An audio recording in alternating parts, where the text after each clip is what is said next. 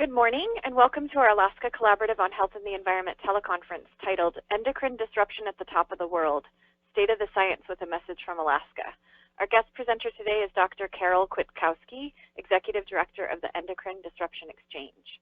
And my name is Diana DeFazio, and on behalf of Alaska Community Action on Toxics, I'll be facilitating today's call.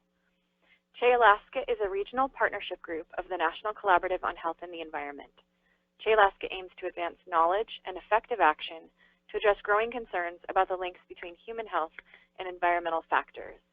You can find more information at akaction.org and at healthandenvironment.org.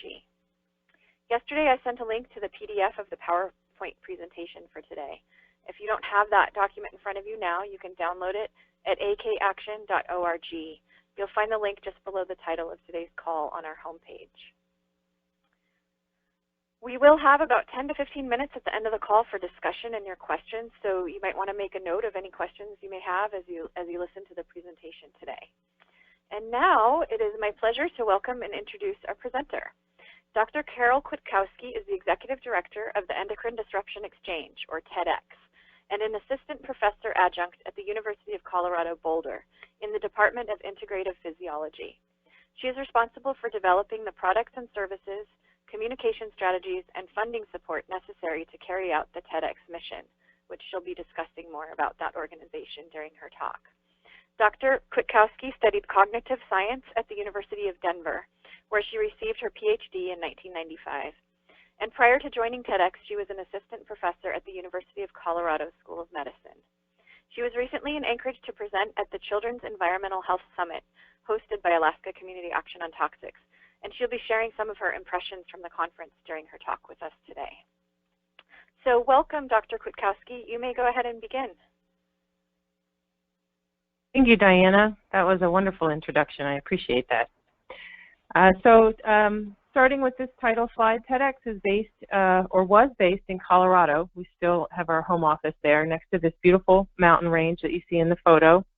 But we now also have people working in Seattle, and I'm in North Carolina in the Research Triangle Park area. So we are coast to coast in the lower 48.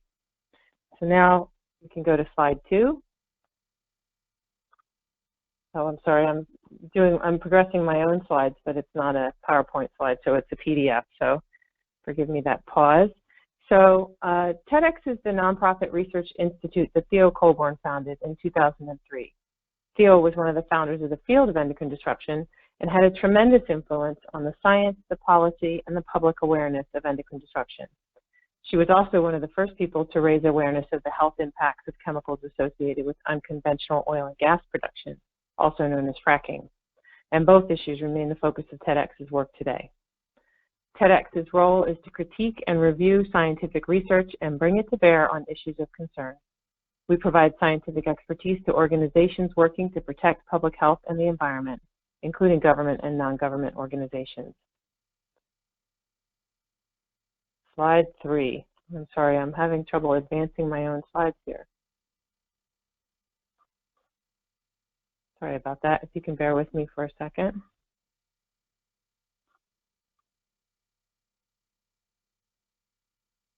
I'm sorry. I'm downloading my own slides now from your website at ACAT. I just want to make sure I stay up with people. So, slide number 3.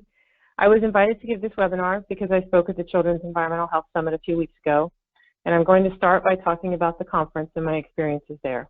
I have a few photos I took, but not too many slides in this beginning section. This is a photo of the grounds of the Alaska Pacific University where the conference was held. And of course, it's beautiful. You can't really take a bad photo of Alaska. And the reason I wanted to share my thoughts was because I came away from the conference feeling like Alaska has a very important story to tell, a story that's hidden behind the beauty that so many visitors travel to see. The power of this summit was that it was designed to bring that story to light. I'm extremely grateful to Pam Miller and all the people of ACAT and many others who worked so hard to host the conference, and all the Native Alaskans who shared very personal and heartfelt stories with the participants. I learned a tremendous amount about the challenges that Alaskans face. Next slide. So this is a photo of me. It's a beautiful photo of the mountains in Alaska, and I'm on the left, and Maureen Swanson is on the right. She's with the Learning Disabilities Association, and she presented on Project Tender, which I'll talk about later in this talk. My role at the conference was to talk about endocrine disruption, sharing much of the same information I'll present today. It was a little tricky to put together this talk because some people, particularly those who are on the CHE and the ACAT and the TEDx mailing list, already know a lot about endocrine disruption. But most people don't know anything about it. So I tried to weave together some review and some new information, and I hope everybody gets something out of it. But let's start with Alaska, with the next slide. We've known for a while that the Arctic has become a hemispheric sink for chemicals transported on wind and ocean currents from other parts of the world. Their air and water is heavily polluted by the byproducts of modern life, many of which are endocrine disrupting chemicals. Even those that have been banned or are no longer produced may linger in the environment for decades to come. They accumulate in the fat of Arctic fish and animals and are consumed by humans. The Arctic contains some of the most highly contaminated people and animals in the world. As if to add insult to injury, Arctic warming due to climate change is twice the global average. And as the polar snow, ice, and permafrost melt quickly, they will release chemicals that have been sequestered for a very long time back into the air, the water, and the soil, and increasing exposure in the environment, in wildlife, and in humans. Next slide. So now for people who are following along, this is me sitting in front of the ConocoPhillips soccer stadium sign. Alaska also has its share of indigenous chemicals. The source chemicals, the feedstocks that produce the tens of thousands of chemicals we use today, primarily come from fossil fuel extraction. And I'll talk more about that later. In Alaska, fossil fuels are a huge industry. The Alaska Oil and Gas Association boasts that more than 1/3 of the jobs in Alaska are tied to the oil and gas industry. But we know that the oil and gas industry produces more than just jobs. There's air and water pollution and contamination of seafood that many Alaskans rely on for the majority of their nutrition. TEDx has studied a lot of the chemicals associated with the fossil fuel industry. While we know there are severe and obvious toxic effects from exposure to high doses of these chemicals, we're also learning that at low concentrations, they can affect development and function through disruption of the endocrine system. Next slide. One of the most moving demonstrations for me at the conference was Kathy Sanchez's presentation on generational inheritance. She had 7 volunteers come up on stage and sit in a row of chairs all facing to the right. So they were oriented like seats on a bus, each facing the back of the other. The leftmost chair represented a great-great-grandmother. In front of her was a grandmother, or a great-grandmother, and then a grandmother, the mother, the daughter, the granddaughter, and so on. Each of them was given a Ziploc baggie full of small stones. The stones represented the burdens that each generation experienced. The demonstration in the conference was broad and covered social and cultural pressures that accumulate over time. My description here is going to focus on chemical exposures. So starting at the left with the great-great-grandmother, she was given a small bag of stones representing the burdens of her time. These might have included political burdens of oppression, loss of culture. Importantly, they were not things that were talked about as they were happening, not even within families. So the volunteer representing the great-great-grandmother was asked to silently hand her small bag of stones forward to her daughter, who accepted them without question. Her daughter had her own bag of stones. Maybe they included chemical exposures from eating contaminated fish, which increased her susceptibility to breast cancer. She placed her bag inside her mother's bag of stones. Then she silently handed it forward to her daughter. In her daughter's bag, maybe there was exposure to chemicals from living near one of the hundreds of military sites in Alaska, many of which are heavily polluted. Perhaps she had trouble getting pregnant, or her immune system was affected, adding to the stones in her bag, which she then passed to her daughter sitting in front of her. Her daughter accepted them and added her own occupational exposure to chemicals from her job at the refinery and the obesity and diabetes that came with it. So you can see where this is going. When you get near the end, what you have is a very small child with a very, very big bag of stones. She doesn't even know what's in that bag, but she carries it with her all the time. And her legacy is so full of chemical exposure and compromised health. And now she has her own stones to add, maybe exposure to an oil spill, maybe precocious puberty or ADHD. By the time this demonstration was over, we were an hour, I think, past the allotted time for the session, and you could have heard a pin drop. I was literally holding my breath, wondering what would come next. Then the presenter said something very simple. She told the woman in the last seat to open her bag. She said, look inside, feel those stones, start naming them, bring them into the light, and start talking about them. Awareness is a critical first step to solving the problem. Then she also told her to pass that open bag back to her ancestors. In my mind, this was an act of forgiveness, because we're all doing the best we can with the bags we've been given. And the more we share our stories, the greater chance we have of reducing the burdens of future generations. So Alaska may have shouldered the burden of chemical exposures more than most other states, but this story applies to everyone. Addressing the multiple health problems of Alaskan children will help us understand and protect the health of all children. Next slide. So now we're on numbered slides, and this should be number 8. With that as a prelude, I'm going to present my talk on endocrine disrupting chemicals. I think first it's important for people to realize that EDCs are not a separate group of chemicals from what I've been talking about so far. And by EDCs, I mean endocrine disrupting chemicals. The list of EDCs is very long and growing and contains many chemicals that people refer to by other names, including POPs, persistent organic pollutants, PBTs, persistent bioaccumulative and toxic chemicals, legacy chemicals, and emerging chemicals. And those are just some of the names of which there may be endocrine disrupting chemicals in those categories. Endocrine disruption is better thought of as an outcome or a biological mechanism.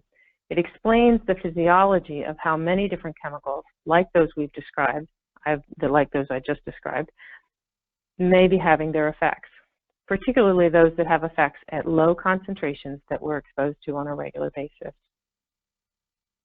Next slide. We're on slide 9 now. So I'm going to talk about the biology of endocrine disruption, about exposure to endocrine disrupting chemicals, and about how TEDx is addressing these issues. Slide 10. Let's start with this list of diseases and disorders. I'd like you to read through the list and think about people close to you and how many of them suffer from these modern-day afflictions, which have all been associated with exposure to endocrine disrupting chemicals, or EDCs.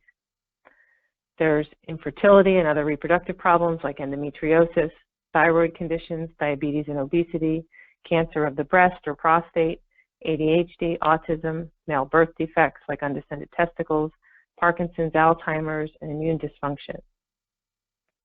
Now look at the list again and think about the children in your lives.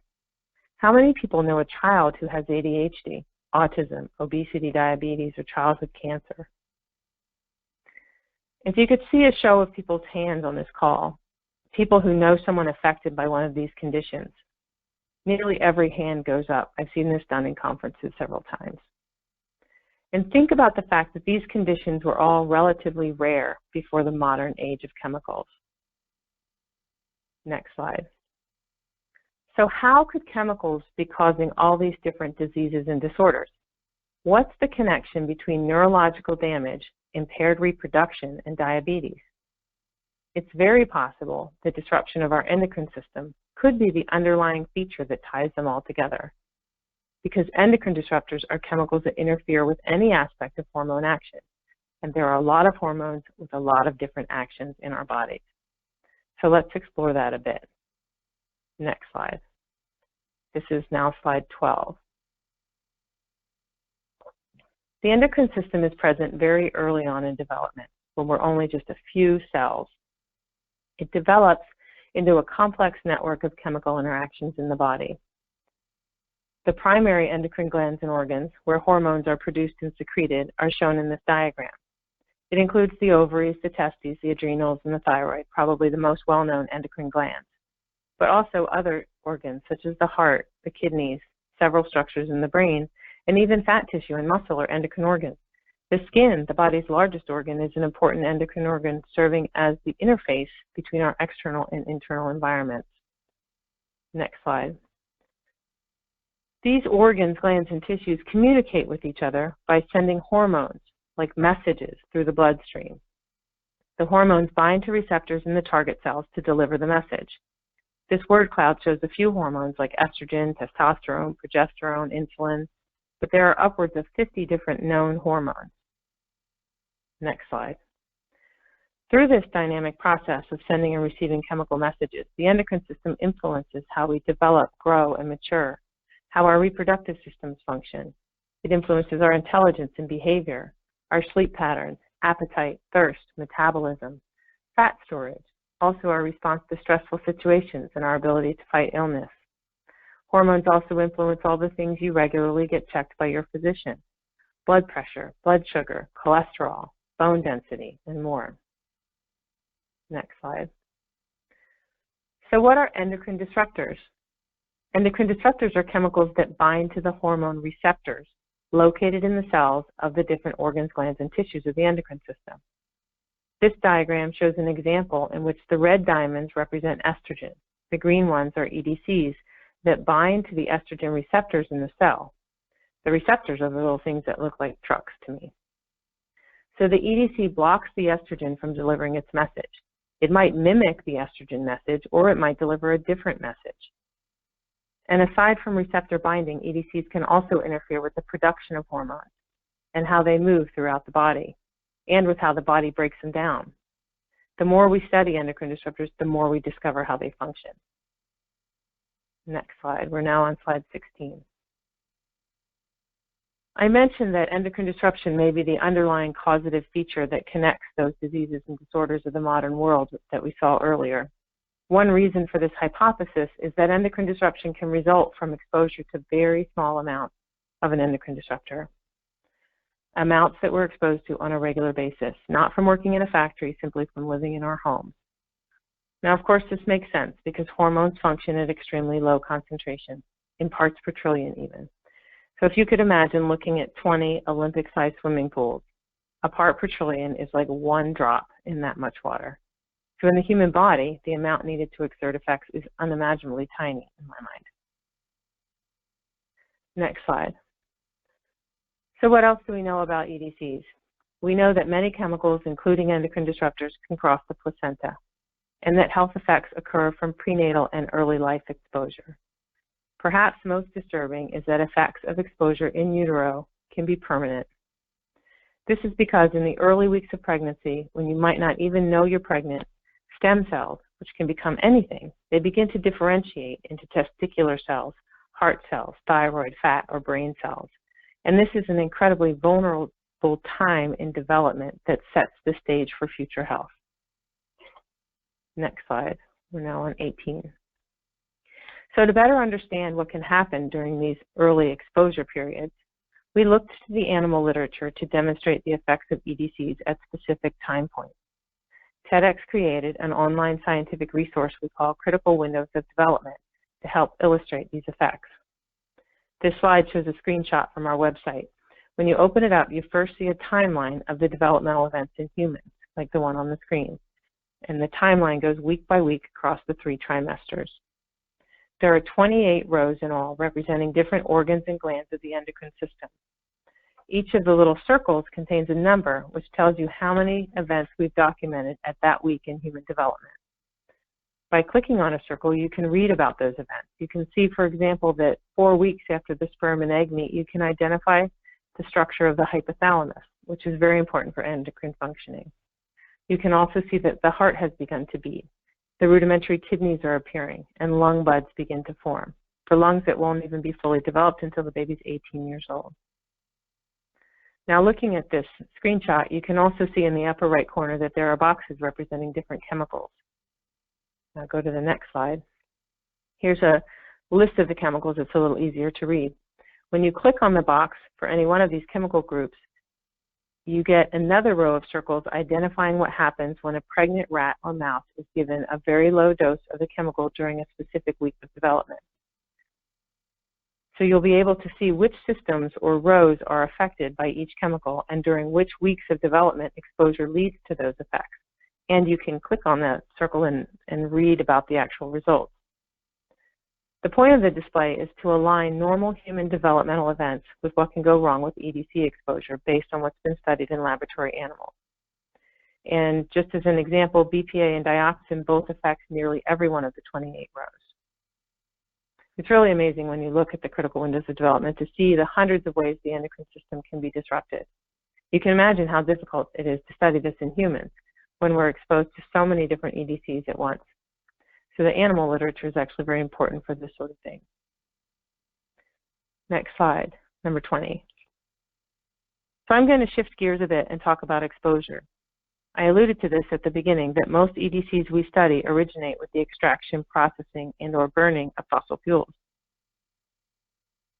This diagram starts at the bottom left, and we can use as examples the aromatic hydrocarbons like benzene and toluene that come up from underground with methane during oil and gas extraction. They are valuable feedstock chemicals for the synthesis of thousands of other organic compounds, like flame retardants, food additives, pesticides, plastics, dyes, and more. Many of these are endocrine disruptors, and they're used in a variety of consumer products, including cosmetics, cleaning products, fragrances, electronics, furniture, building materials, clothing, toys. The list could just go on and on. Next slide. And there are many ways in which these chemicals get into the environment and into our bodies. They leach out of products. For example, bisphenol A, the plastic most people know as BPA, leaches from the linings of food cans and plastic food containers, particularly when heated or exposed to acidic foods.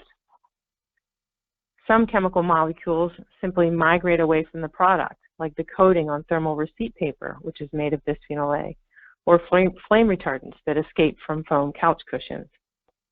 We unknowingly rub EDCs into our skin in cosmetics and sunscreen. We even get them injected into us when they leach out of medical equipment like fluid bags and tubing. We take in a fair amount through hand-to-mouth contact and common house dust.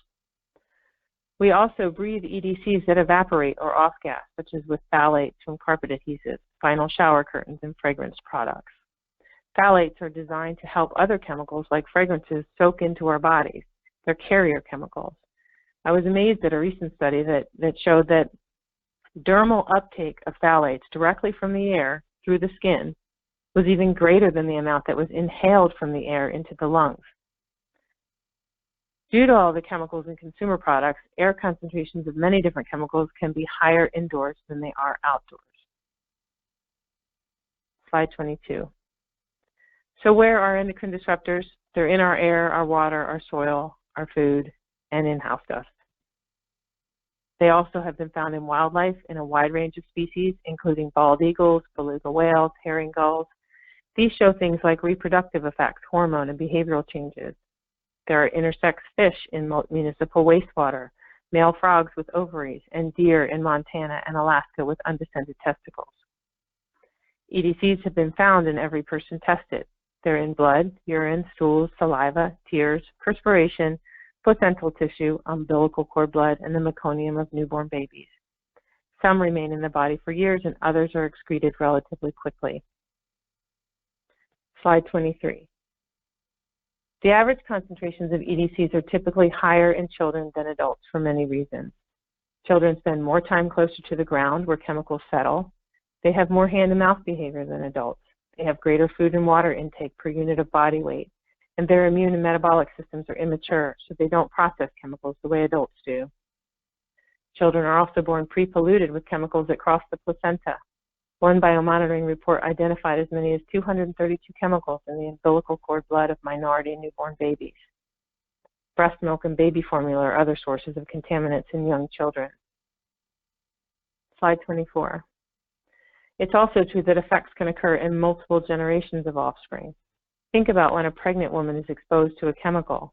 She is exposed, her fetus is exposed, and the developing germ cells are exposed. The germ cells are the next generation sperm and egg cells that are developing in the fetus. There's also research showing effects on subsequent generations that were not directly exposed.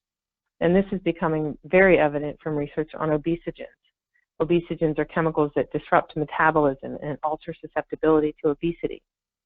Obesogens like tributyltin, which is a biocide used on the bottom of ships to keep things from growing, can take stem cells and turn more of them into fat cells while simultaneously turning fewer of them into bone cells.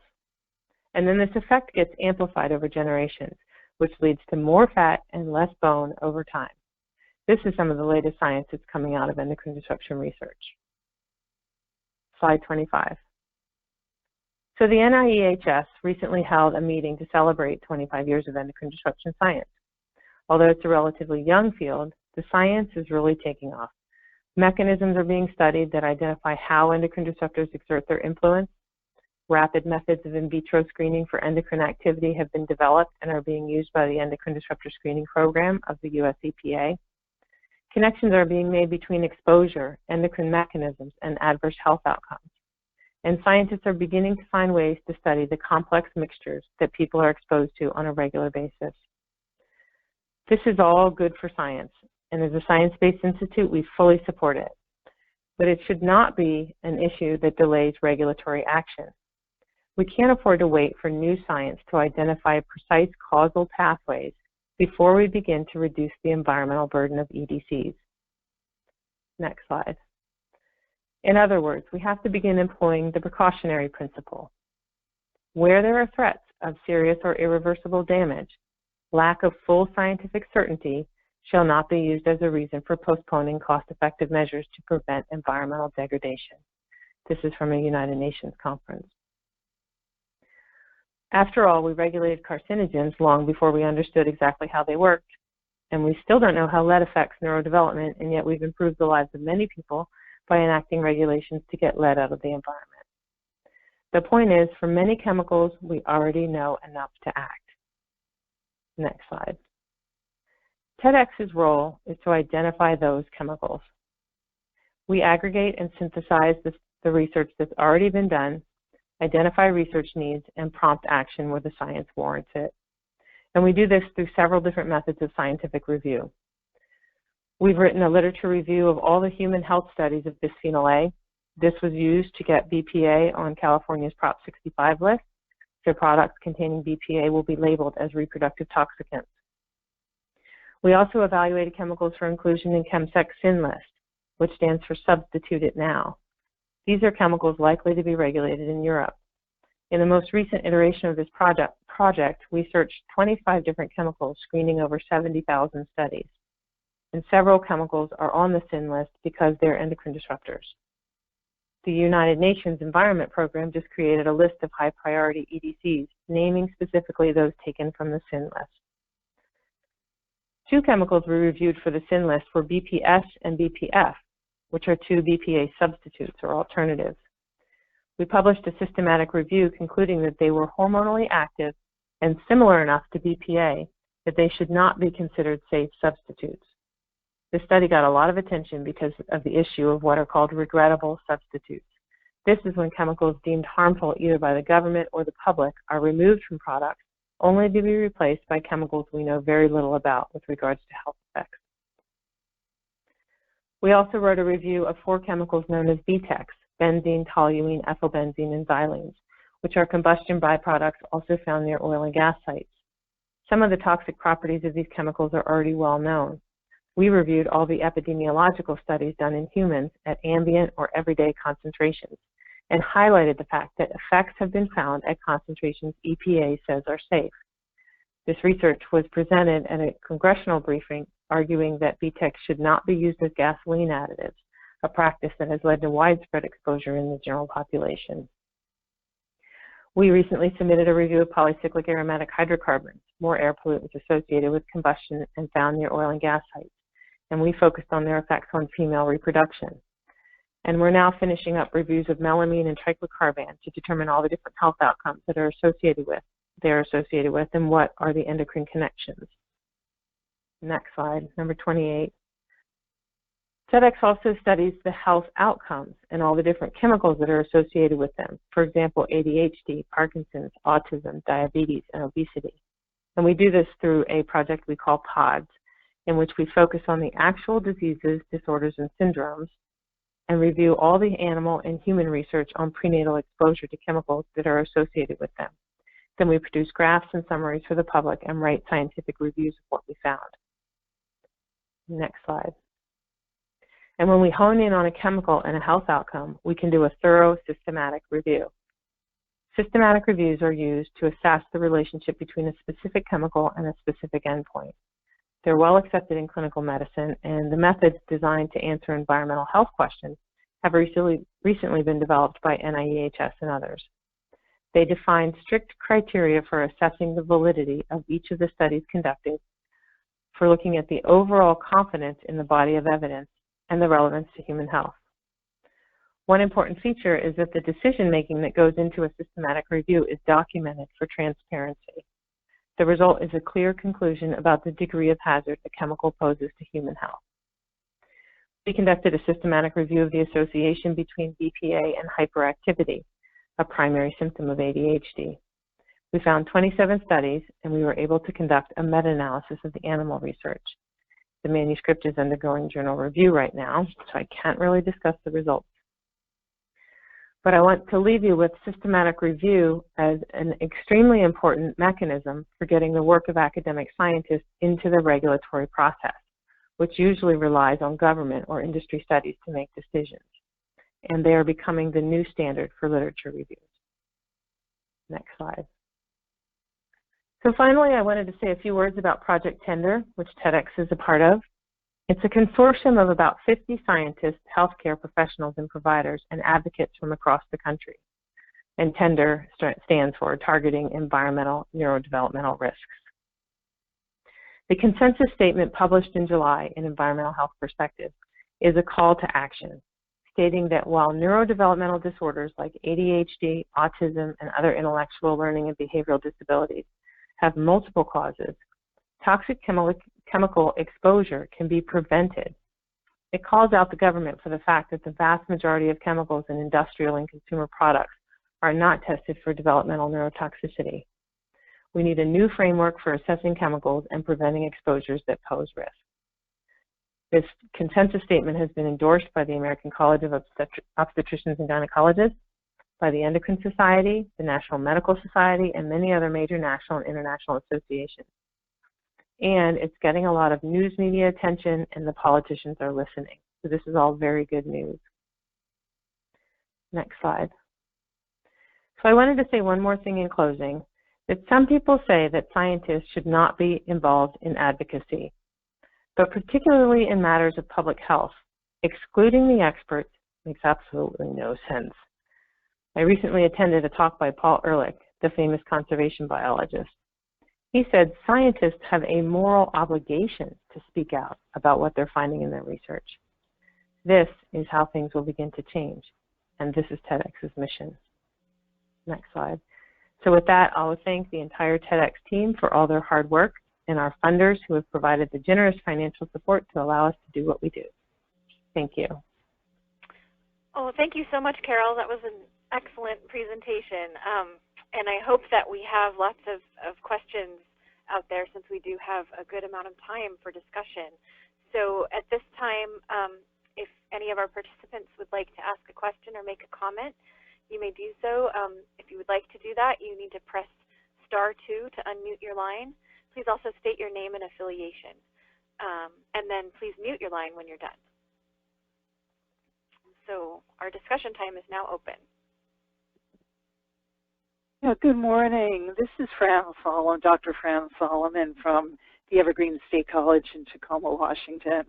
Thank you so much for your excellent presentation. Wanted to follow up on possible linkages between EDCs and Parkinson's disease and EDCs and Alzheimer's disease. Have particular endocrine disruptor chemicals been implicated as possibly contributing to each of those diseases?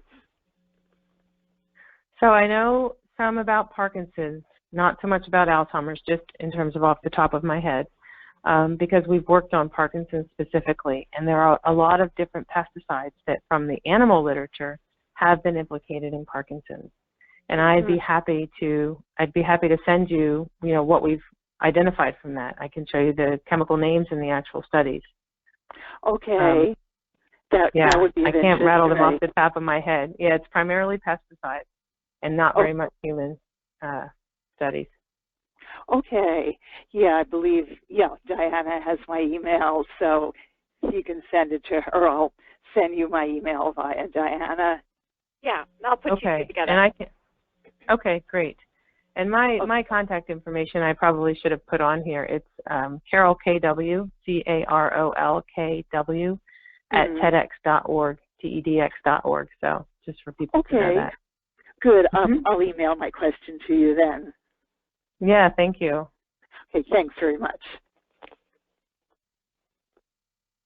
We've actually had other questions from people about the Parkinson's connection, and as you can imagine, there's such a strong link between pesticides and Parkinson's, but when it comes to prenatal exposure, it's very difficult to study in humans because you'd have to know the prenatal exposure and then wait until the long lag between when someone actually gets symptoms of Parkinson's, whereas the childhood diseases are easier to study.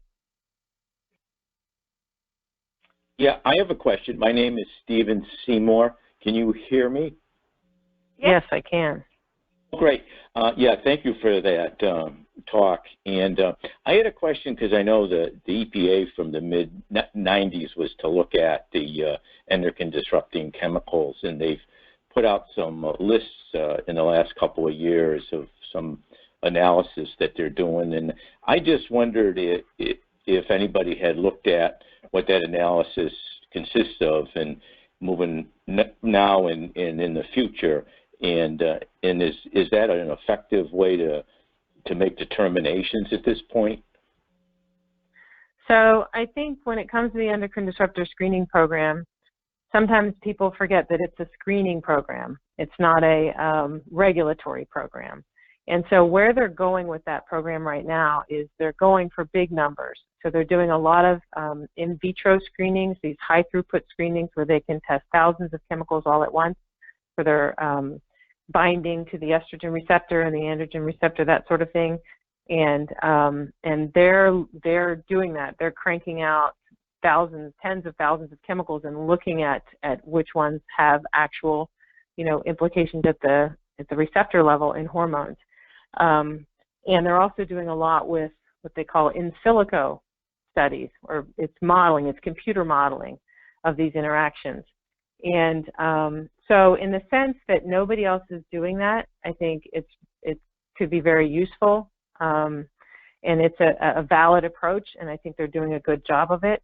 But it doesn't really get us to the point of helping identify the chemicals that need to be regulated necessarily. Like rank ordering those, prioritizing those chemicals according to those variables may not be that effective.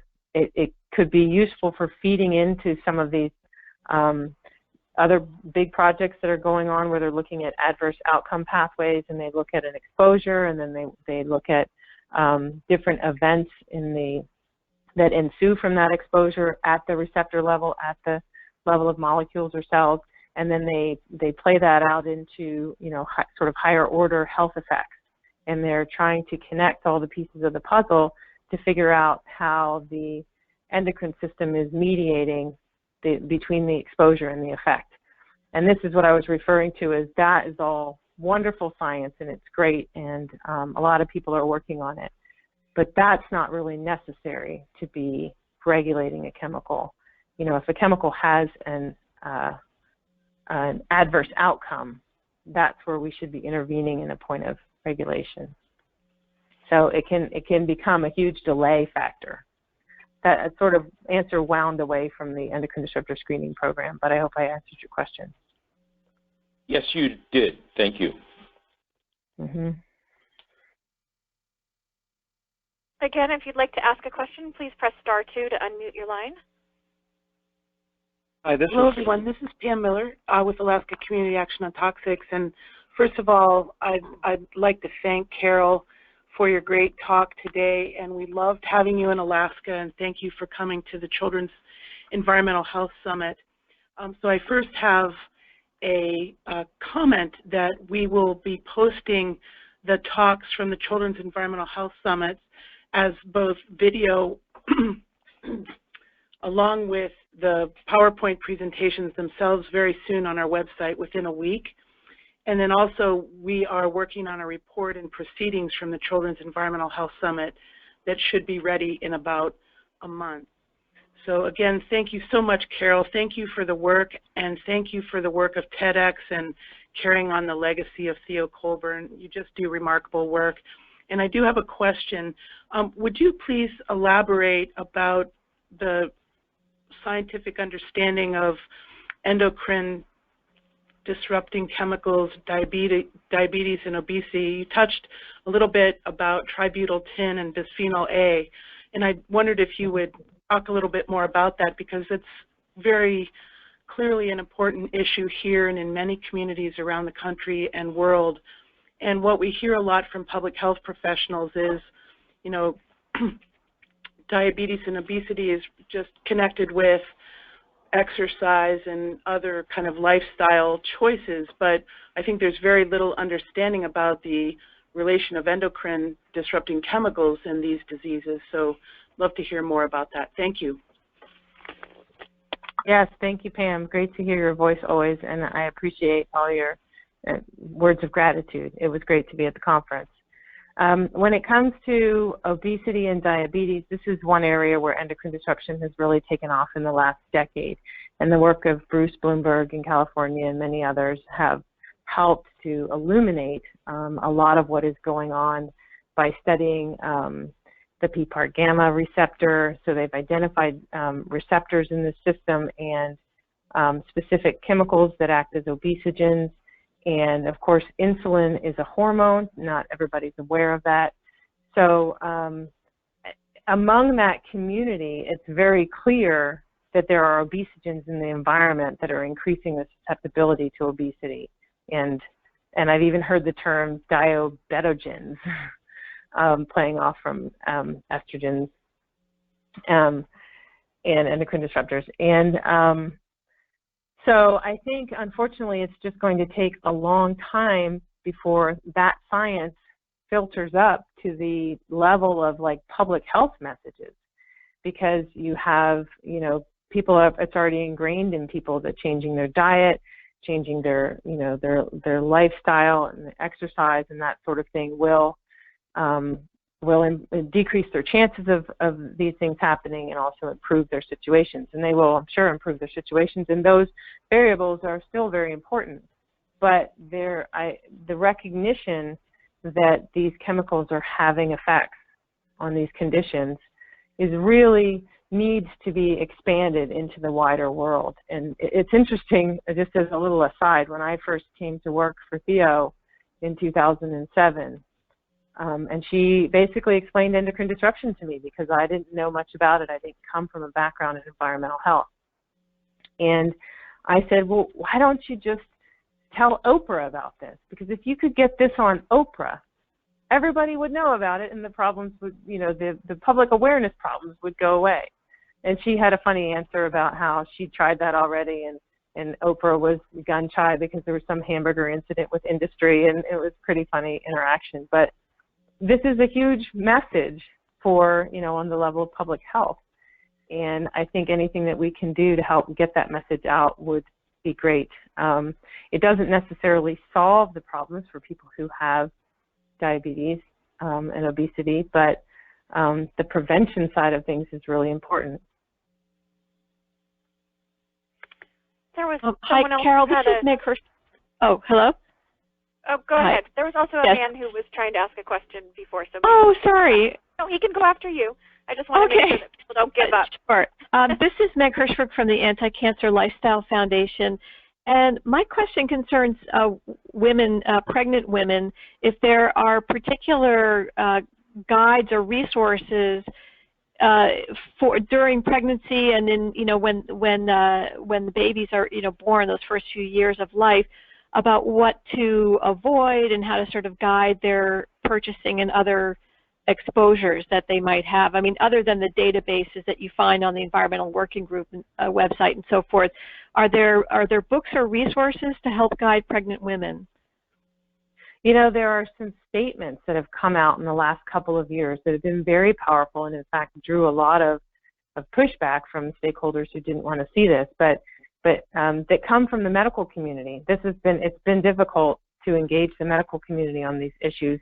You need to work through their societies. And so we do have resources from the American College of Obstetricians and Gynecologists and the Royal College and the Endocrine Society. But those two the first two, not the Endocrine Society. Well, I think the Endocrine Society as well. But anyway, they're focused on recommendations for pregnant women to avoid exposure to endocrine disruptors and other chemicals. And so we're starting to see the medical community recognize this and give recommendations to pregnant women, which I think is critically important. And I was surprised actually when I went to get the statement myself a while back. It's kind of buried in the ACOG website, but it's there. And maybe I could give it to Diana and she could post it on the call page. Because Sure. I think that's very helpful to see a society like that actually saying pregnant women need to avoid these things. Because, you know, when you talk about vulnerable populations, yes, absolutely, we should be messaging those people immediately. Right, thank you. Hi. Oh, I'm sorry. The gentleman was supposed to go next. Then I wanted to go after him. Hi, thanks a lot for your presentation. It's disturbing, and I'm glad to know it. This is Stan Tamandel from Fair Mining Collaborative down in Victoria, BC. You know, we're working a lot on mercury, which is a big issue for Western Canada and Alaska because of all the placer mining that took place.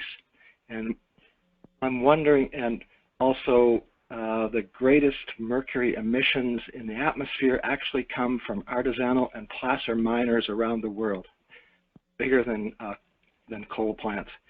So what relationship or what, how is mercury involved with endocrine disruption or binding with other chemicals? Yes, mercury is definitely an endocrine disruptor. Lead, an endocrine disruptor that in very low concentrations can have effects during development. And TEDx has a list of endocrine disrupting chemicals on our website, and they'll be listed there with links to the research that has supported that. But there's only going to be a couple of links on there, and there's a lot more research that we could draw on for that. So I don't know what to say other than that that mercury is an endocrine disruptor, and yes, it should be a concern on that level, and there is science to support it. I don't know necessarily of a review off the top of my head that I could direct you to, but this is kind of what TEDx does. I could poke around and see what I could find, and I can send it to Diana to get to you. I really appreciate that. Yeah, okay. Okay, thank So you. if you could send me your email address so that I will know where to send it, that would be great. Will do, Diana. The gentleman thanks. who just asked the question. Yes, yes. And there was someone else who was about to ask a question. Yeah, this is Michelle Palmer from the US EPA in Region 5. And I appreciate your talk today. And I was just wondering, was the rise of infertility, do you think that was linked to endocrine disrupting chemicals? And could you just speak to that, you know, in general, infertility? Yes, infertility is is very much a result of endocrine disruption, among other things. And you know, when we were actually, one of the reviews we wrote recently was on polycyclic aromatic hydrocarbons, and when we went to study those, people said, oh, there aren't going to be any, there's nothing there on female reproduction. You know, it's all about, these are combustion byproducts, so it's all about respiratory effects, and there's studies on cancer and that sort of thing. But we actually found 75 studies on female reproduction. And in looking at which would be the best ones to pursue, because there's enough research there for us to do like a systematic review, fertility came up as one of the things that's studied most frequently. So I think that there is research out there. It's like in little pockets, and somebody might have pulled it all together. I don't know off the top of my head where that information would be located, but that's, you know, one of the, when it comes to endocrine disruption and reproduction, fertility is one of the primary things that we look to as an outcome of concern. And we know that in the human population, they're increasing rates of infertility and subfertility. Mm-hmm. Is that just in the U.S. or globally? I don't know the answer to that question. Okay. And I think you could find it online, but I don't know. I don't want to say the wrong thing. Oh, okay. Thank you. Well, this is Welcome. sorry. Hello, can you hear me? Yes. Yes? Oh, this is Judith Smith. I'm a prof in ecosystem and public health at the University of Calgary, and I'm listening with some of our graduate students, and thank you very much. We're all doing toxicology and or northern work, so it's very apropos. The story is quite alarming. It's not new to us, but the way you have framed it is quite distressing, especially when we look at the critical windows of development, for example, and by far the most vulnerable times are often when women don't even know they're pregnant. So exactly. With all the huge risks and exposures, it's rather remarkable that any of us come out normal. So what do you suppose, what is a major factor that allows so much success with pregnancies and reproduction in spite of all this? Do you think, I mean, I'm guessing that it has to be at least largely nutritional, obviously genetics, but what do you suppose antioxidants and then just a really good diet with a lot of fruit and vegetables contributes to making some kind of balance with this chemical soup that we're so exposed to? Yeah, well, to answer the first part of your question, I've thought of that myself quite a bit, and that's generally a question that we get from people that hear this story and they're like, well, how in the world are we all even walking and talking right now? And it's a good question. In my opinion, I don't have science to back this up, but I think that it's sort of like creating a perfect storm. So if you have the either genetic susceptibility, you have some epigenetic changes from the environmental circumstances, then you're born into an environment where you have constant exposure, and your body is adapting to these different situations. But when they all intersect to create maladaptation on some vector of health, then that's when that person becomes affected.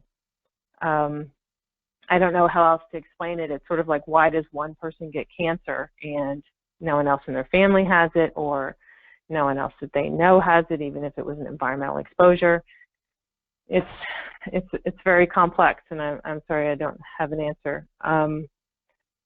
You asked also about things that you can do to sort of remediate yourself. And there are studies, I think this is an area ripe for research, but there are studies that are coming out that look at both what happens when you reduce your exposure. So they've had teenage girls try a different set of cosmetics that don't have all of the endocrine disruptors in them.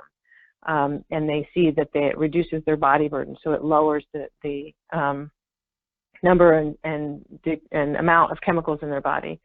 And people have done things where they stop eating canned foods. They've done studies like that of interventions to help reduce body burdens. And they've also done studies that show that certain diets can either improve the body burden or the health condition that they're studying, whether it's antioxidants or something else. They've also done a lot of research. They look at high-fat diets as interacting with the chemical exposures that are being experienced. So that field of research, I think, is still somewhat new and small, but I think that's the background that I come from, is like public health interventions. And so doing more of that kind of research, I think, would help with the solutions that people are looking to, because this is a very dire and depressing message. And at the end of my talks, I sometimes try to throw something in there about, well, here, I'll direct people, for example, to UCSF has a website that is called Toxic Matters, and it's very good in terms of its recommendations for what you can do to reduce your exposure to endocrine disrupting chemicals. But we don't really know what happens when people do that for the most part. And it's just a hopeful effort. So I think we need more research in that area because we do need to start focusing on solutions. Carol, this is Diana, and I have a question. The regrettable substitutions, what is your recommendation for people? Like, if we want to drink, I guess I'm just thinking, should we just avoid plastics to the extent possible in our lives, since there's no guarantee that the new chemicals are any better than the old ones? Yeah, that's I think some of the worst examples of where the regrettable substitution issue has come in is with BPA and with phthalates, because it was public pressure that got them to take BPA out of water bottles, and so then they started advertising BPA free.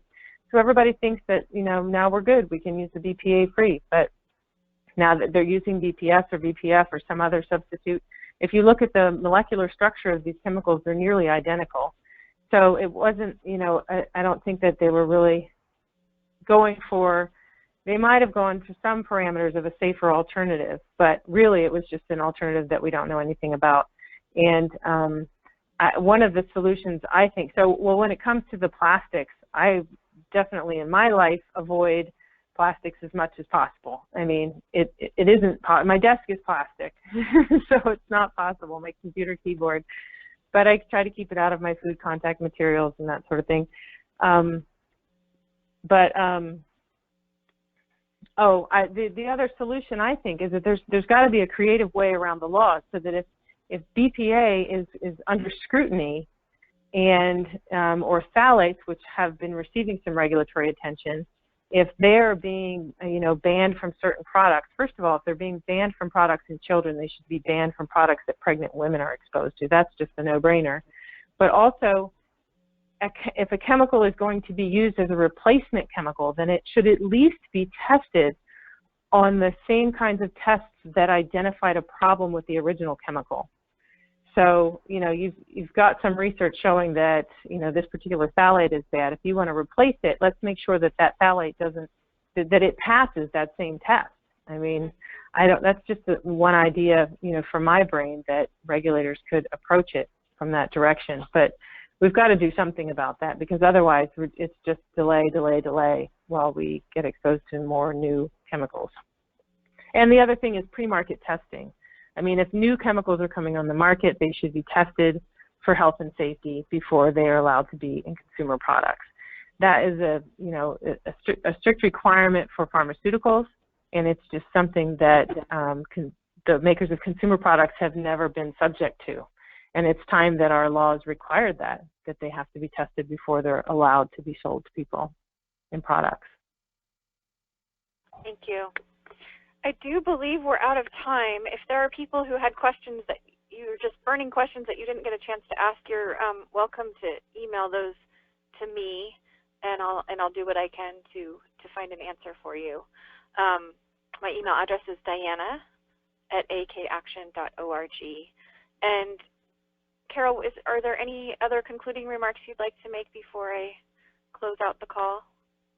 I might mention in 30 seconds, I don't like to necessarily give a plug for particular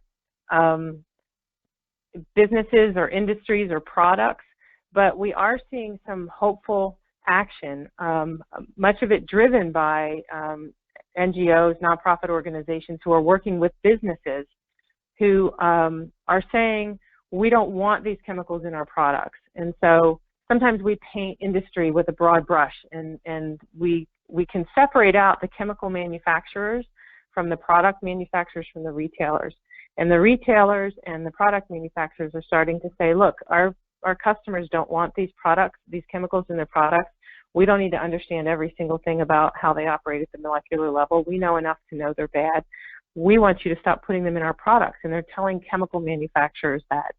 And it's being very effective. It's a very effective channel. So Walmart has gotten tons of chemicals off the market by addressing their supply chain with a list of chemicals that they don't want to see anymore. Beautycounter was another example of a cosmetic company that has taken a very hard line against a long list of chemicals that they won't allow in their products. And so this is good, positive action that is driven by consumers.